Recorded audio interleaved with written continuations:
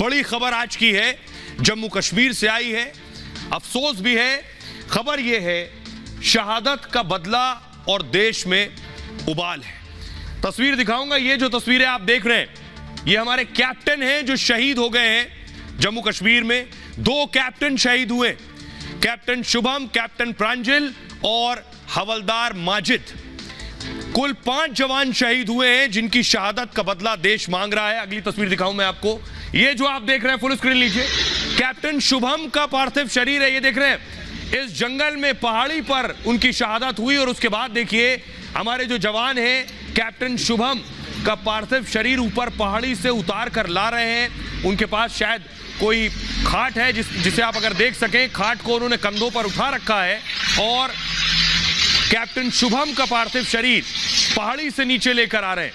हमारे जवान अभी भी इस जंगल में ऑपरेशन चल रहा है, बताएंगे आपको कि कैसे बदला लिया जा रहा है। लेकिन आपको बताऊंगे जंगल कौन सा है। ये आप देख रहे हैं, ये है राजौरी का जंगल। फुल स्क्रीन लीजिए, देखिए जो ऑपरेशन चल रहा है उसमें गोलियों की आवाज आपको सुनाई दे रही है।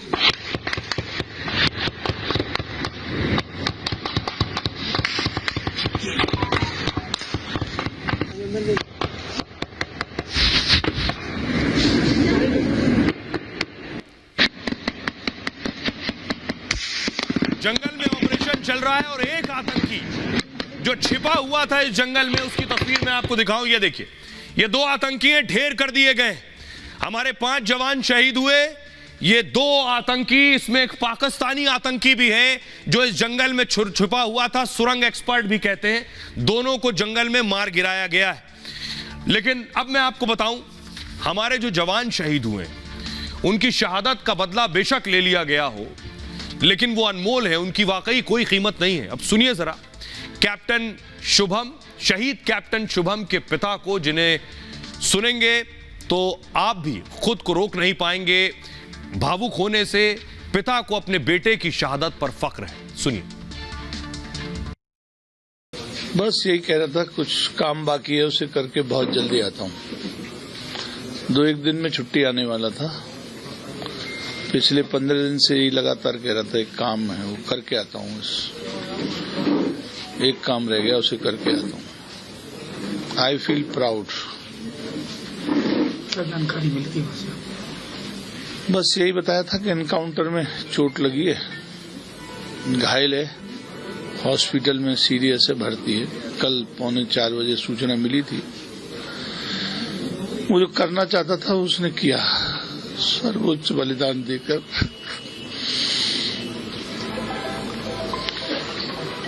हमें गर्व है, शहादत दी है।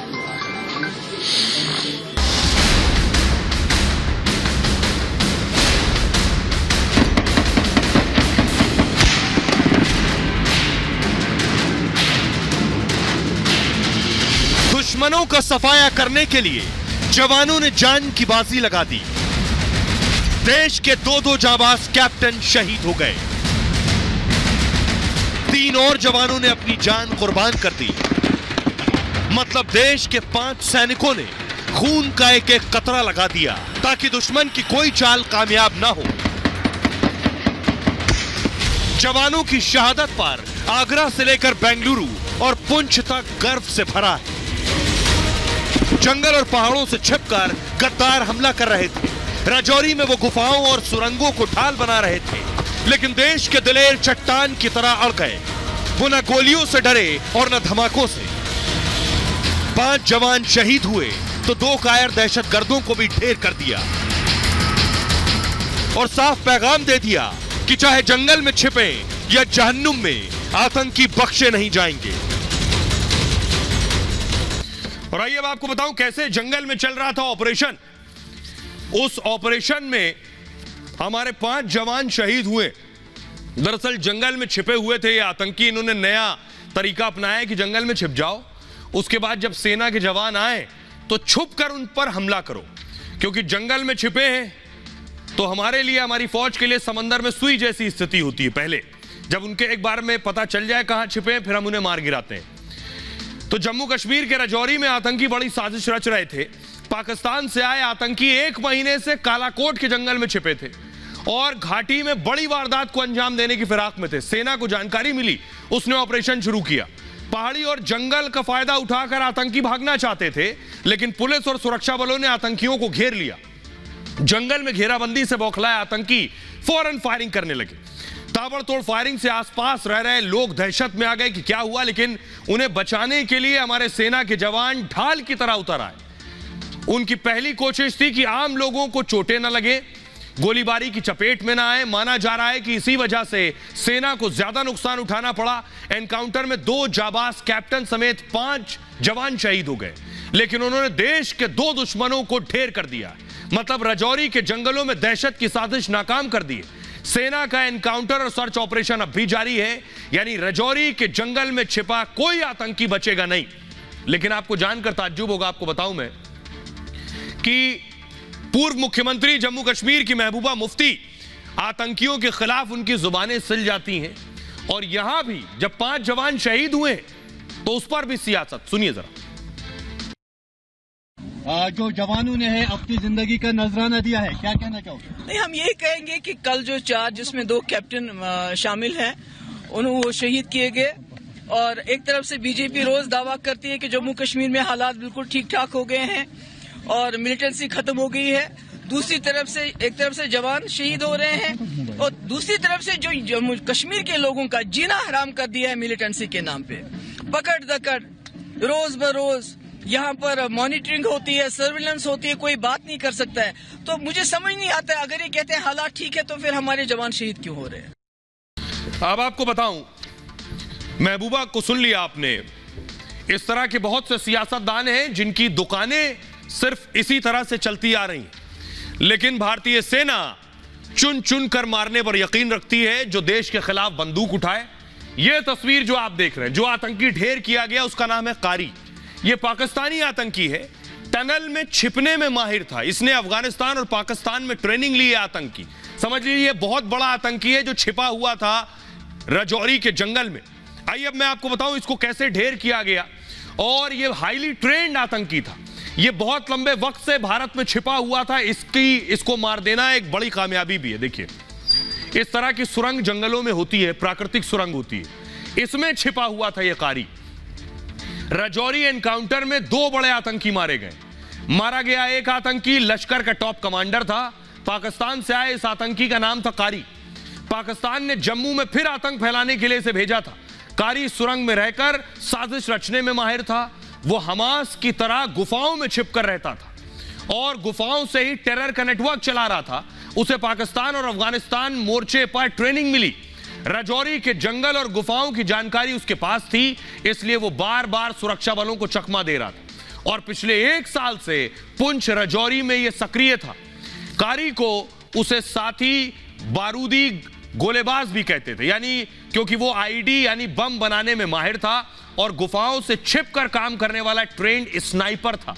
उसे डांगरी कंडी हमलों का मास्टरमाइंड भी माना जाता है। जनवरी में राजौरी के डांगरी में 7 आम लोगों की इसने हत्या की।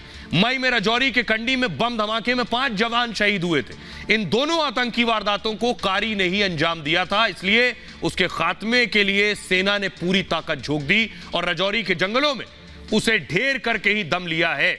मारा गया दूसरा आतंकी कारी का ही गुर्गा था। आइए अब आपको सुनवाता हूं। देखिए, हमारे सहयोगी ग्राउंड जीरो पर मौजूद हैं और वहां से उनकी रिपोर्ट देखिए, क्या कुछ उनकी रिपोर्ट है, क्योंकि ग्राउंड जीरो पर ऑपरेशन चल रहा है। मार गिराया है, यही वो जंगल का इलाका है। यहाँ जे पिछले 40 घंटों से ऑपरेशन जारी है। बताया जा रहा है कि ये दोनों आतंकी काफ़ी लंबे समय से इस इलाके में एक्टिव थे और कई बड़ी घटनाओं को अंजाम दे चुके थे, जिनमें इस साल की शुरुआत में ढांगरी इलाके में 7 हिंदुओं की हत्या और कंडी इलाके में भारतीय सेना के स्पेशल फोर्सेस के 5 जवानों की हत्या शामिल है। 2 आतंकियों में एक की पहचान लश्कर तोयबा के बड़े आतंकी कारी के रूप में हुई है, जो अफगानिस्तान से ट्रेनिंग लेकर जम्मू कश्मीर पहुंचा था और जंगल वारफेयर में इसे महारत हासिल है। आतंकी ढेर किए जा चुके हैं, लेकिन 5 जख्म, हमारे 5 जवान जो शहीद हुए, 2 कैप्टन इनमें शामिल हैं और एक हवलदार माजिद हैं। 2 और जवान शहीद हुए, कुल 5 शहादत हुई है। परिवार वालों का रो रो कर बुरा हाल है। अगली तस्वीर दिखाइए। ये कैप्टन शुभम के पिता की तस्वीर आप देख रहे हैं। पिता को यकीन नहीं हो रहा है कि उनका लाल, उनका सपूत आज उनके बीच नहीं है। मां को यकीन नहीं हो रहा है क्योंकि परिवार वाले कैप्टन शुभम की शादी की तैयारी कर रहे थे। शुभम ये कहकर गए थे कि लौट के आते ही शादी करूंगा। अगली तस्वीर दिखाइए। यही हाल पुंछ में माजिद के परिवार का भी है। ये माजिद के बेटे को आप देख रहे हैं।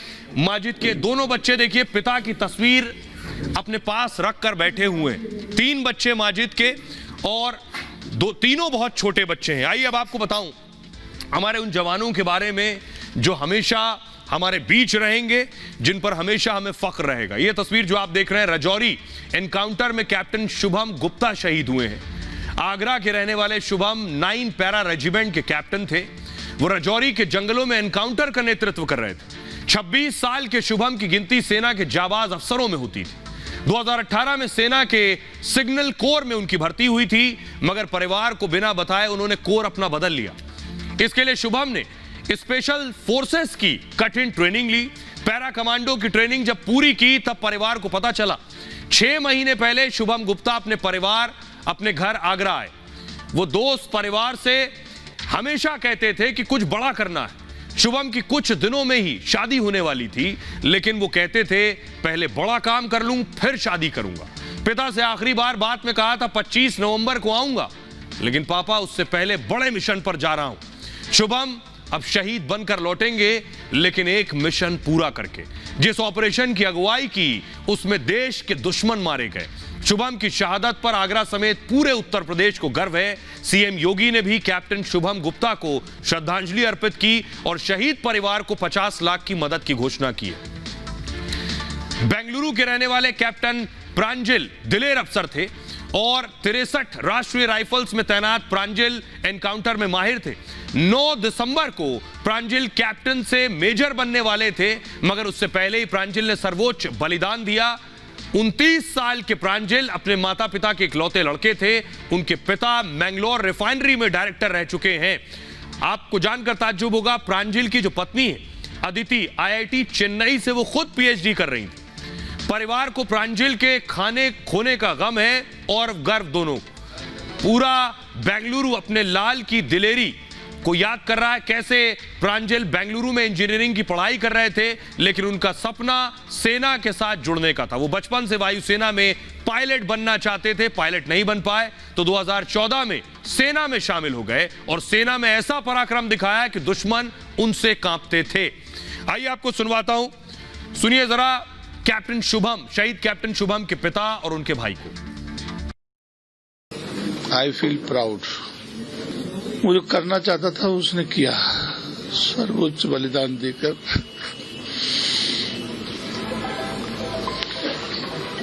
हमें गर्व है, आदत है। मुझे कल दिन में सूचना मिली थी कि उनको इंजरी लगी है। कुछ ऑपरेशन वगैरह था, उसमें इंजरी लगी थी। शाम तक आखिरी सूचना जो मिली थी वो ये थी कि हम उन्हें बचा नहीं पाए। भाई साहब की बात कब हुई थी लास्ट?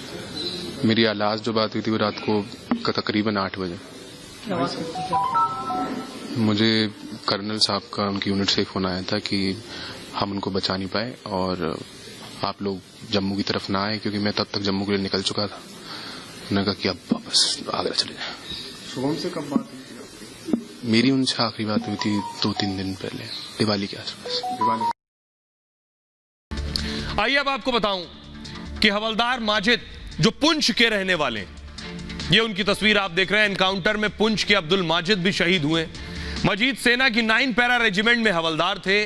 मजीद का पूरा परिवार सेना से जुड़ा है, मतलब देशभक्ति का जज्बा मजीद के खून में था।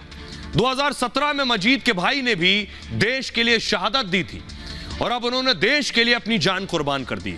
मजीद ने 2 दिन पहले अपनी पत्नी से बात की थी और जल्द ही कहा था कि वो घर वापस आएंगे। मजीद के 3 छोटे छोटे बच्चे उनका इंतजार कर रहे थे, लेकिन दुश्मनों का सफाया करने के लिए मजीद खुद कुर्बान हो गए।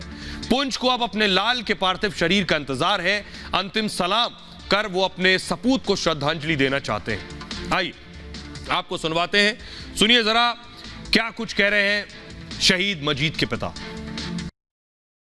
तो मैं बोलता हूँ, मेरा अभी एज 60 साल है, तो मैं बोल रहा हूँ मेरे को अभी ले चलें, जिसने मेरे बच्चे को शहीद किया है तो मैं उसको कर दूं। तो हमको बहुत फख्र है इस चीज का, मेरा बच्चा जो है शहीद हुआ है। मेरे पोतरे हैं अभी जो पढ़ रहे हैं, इनको भी इंशाल्लाह मैं फौज में भेजूंगा अगर जिंदगी रही मेरी तो ऐसे ही शहादत का बदला लेने के लिए कश्मीर में जो भी बंदूक उठाएगा देश के खिलाफ, उसे ऊपर जाना होगा, सेना कड़ा बदला लेगी।